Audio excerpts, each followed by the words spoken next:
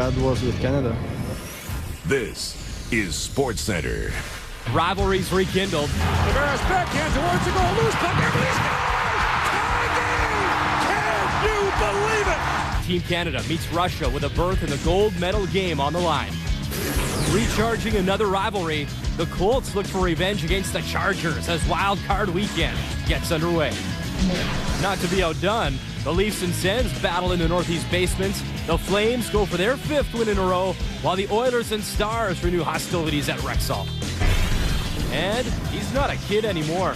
Oh my, what a fight by Crosby! Sidney Crosby takes matters into his own hands to try spark the struggling Pens.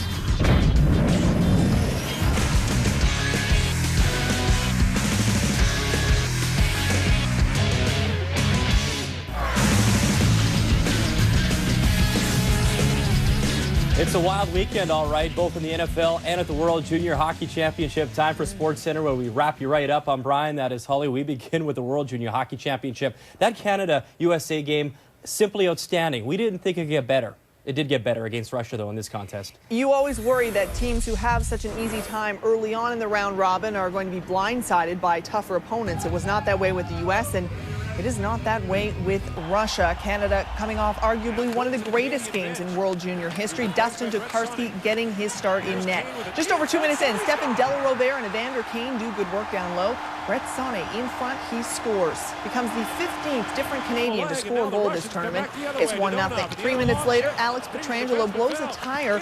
Maxim Goncharov breaks in and goes upstairs. Russia quickly answers back. We are tied at 1. Canadians stick to their hard work on the forecheck. Kane, once again, battling down low, gets it in front to Patrice Cormier. He gets his first of the tourney. It's 2-1 Canada, but these Russians aren't going to fold. 16 seconds later, Dmitry Klopov bangs in the Tokarski rebound. So while the Canadian goal is being announced, the Russians tie it back up, and we've got a battle going after 20 minutes. Second period, Chris DiDomenico gets high stick by Maxim Chudinov. He gets 2 minutes. Canada 0 for 5 with the man advantage to that point, but she knew it wouldn't last. Back for Hodgson. Hodgson walks in. He shoots. It goes off a leg. Drops down. Eberle shoots. Score! Jordan Eberle fires it off Dmitry Kulikov's skate and in. He's got his third. And remember the dust-up the Canadians had along the bench with the Americans? There was no way the refs were going to let that happen again. It's 3-2 Canada after 2, just 51 seconds into the third. Myers turns over the puck in the neutral zone. Evgeny Brachev beats Tokarski 5-hole. 3 goals on 16 shots. This game is tied at 3. Later, Delarovere, whose style of play is always on the edge, cross-checks his man to the head, gets 2 minutes, and on that Russian power play. Pass kick ahead. Here's Sonny. Feeds out ahead for Esposito. Angelo Esposito. Short-handed. Score! First short-handed goal of the tournament for Canada. They retake the lead for the 4th time. Right after that shorty, PK Subban gets a tripping penalty. That puts the Russians on a 5-on-3 where Sergei Andronov bangs it in. Canada in the middle of another epic battle, this time with the Russians. It is 4-all. And with over 2 minutes to go in the game, Klopov at the side of the net jams it past Tokarski. Russians are leading 5-4 late in this game. Last touch, and the Russians lead for the first time. This time, Canada is teetering on the brink. Under a minute to go. Canada pushing for the equalizer. The puck comes in front. Klopov gains control, fires it at the empty net. But not only does he miss, but the Russians get called for icing. If it had just gone through the blue paint, the icing would have been waved off. Instead, Canada gets the puck in the Russian zone, needing to score to keep their gold medal dreams alive. Boychuk looking for it. Tavares pulls it out. Tavares backhand towards the goal. Loose puck. Everybody scores! Believe it! We could barely believe it. 5.4 seconds left. Eberle scores the biggest goal of his life.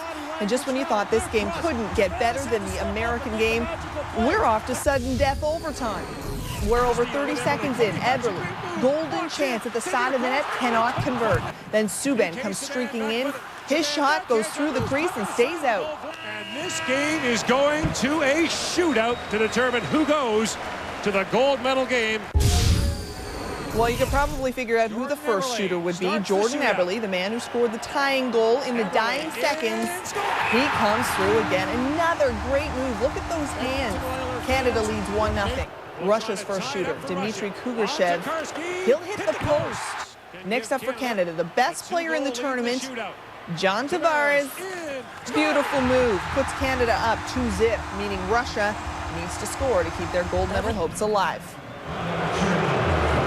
Cherna in on Tokarski. Stop! Canada wins! Canada's going to the gold medal game! There is still a drive for 5. Canada wins an incredible game, defeating the Russians in dramatic fashion. They will go on for their 5th straight gold on Monday. And they will play Sweden for that gold medal for the 2nd time in as many years and for the 3rd time since 1996. With the victory, Canada now assures itself of a medal for the 11th straight World Junior Tournament. Let's send it back to Ottawa, and here's James Duthie. Thank you. First the Classic on New Year's Eve, and now this. The gold medal game has a near impossible act to follow. All we will remember years from now is the Jordan Eberle miracle goal and perhaps some of the shootout. What we will forget is this game saw Canada take 4 leads, lose them all, fall behind, and then somehow survive in the most miraculous of ways. James Cybulski has more.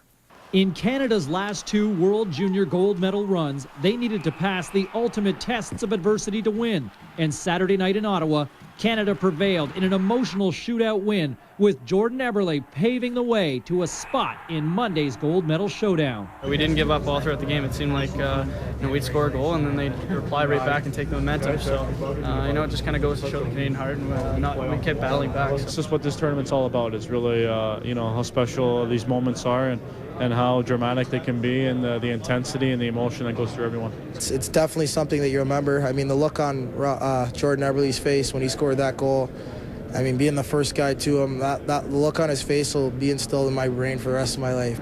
It's unbelievable, and maybe God was with Canada. Dustin Tokarski put the onus on himself after Russia went ahead 5-4 late in the 3rd, but once again, when it mattered most, he shut the door in the shootout. I said to myself, I gotta do something for them here. They let me off the hook by getting their one at the end, and it's just what kind of guys they are. Once again, I said it before, but we got a character group of guys in there. There's a couple that I wasn't comfortable with, and I'm certain that he's not comfortable with, and I don't know how many good goals there were tonight. I mean, there was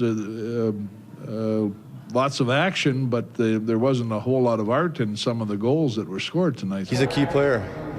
We can fall back on him. I know every defenseman on our team has trust in him to make that big save, and tonight he showed that in the shootout. I thought he was great, and hopefully he can play one more phenomenal game for us and win the gold. The goals that went in on him today, I mean, some of them he couldn't really do much, but he definitely shut the door when he had to in a big way. It was an interesting ride to get the win as Canada's mighty power play went missing in action on Saturday night, just going 1 for 9 with the man advantage. Nevertheless, the rematch from last year's gold medal final is set.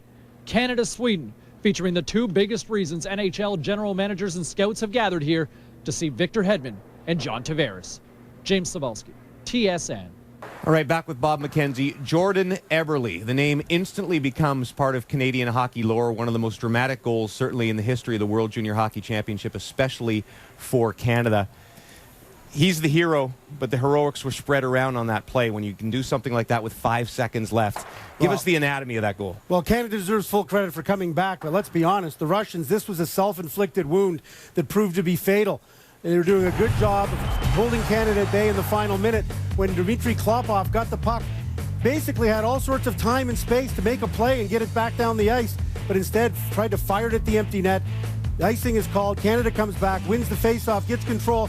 Ryan Ellis, great job to keep it in at the blue line. John Tavares, an absolute puck hawk, gets on top of it, throws it to the net. Kulikov of the Drummondville Voltigeurs can't hold on to it, and Eberle becomes an instant hero. He already had, he got the 2 goals in this game, the same as he got 2 goals in the under-18 gold medal game last spring for head coach Pat Quinn, and sent this one to overtime. Absolutely remarkable, but I'm sure the Russians will have a tough time reconciling this one. They fought so hard to come back so many times, and then had the game secured and gave it away. We live in an age where we just remember brief highlights or things posted on YouTube, and the Eberle goal will be that years from now from this game. But the game itself, I think, belongs in the great Canada-Russia games of all time. I always count on you for perspective. Give us some. Well, there's an ugly